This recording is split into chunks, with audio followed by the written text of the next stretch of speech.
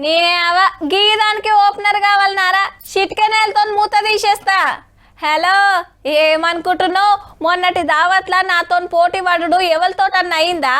వీడేంద్ర నాయన ఒక్క గిలాసకే లేచి వెళ్ళిపోయిండు. 5 గిలాసాలు ముంగట పెడతా, 10 నిమిషాలు టైం ఇస్తా, ఎన్ని కథం చేస్తావో చూద్దామా? ఇగో గీసొంటి పరాష్కలే చేస్తుంటారు కొందరు. గసంటోళ్ళంతా గీ వార్త చూడుండ్రి జర్రా.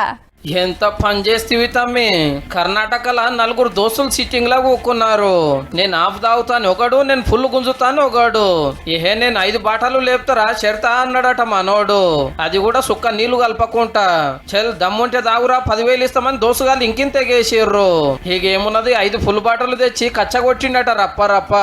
గిలాసాలనే పోసిండో లేకుంటే బీర్ లెక్కనే లేవట్టిండో. గుట్ట మింగినాక కడుపు పట్టుకొని కింద పడ్డాడట. ఏమైంద్రా అని దావకానకు తీసుకపోయినా బతకలే. పేరు కార్తీక్, ఏజీ 21 ఏళ్ళు. పాపం పెండ్లయి ఏడాది 6 కిందటనే బిడ్డ పుట్టిందట. నీ షెర్తుల మన్నువాడ 20 మంది దాగే మందును ఒక్కడే దాగితుంటారా? ఇది తప్పురా అని ఒక్కడన్నా చెప్పొద్దురా.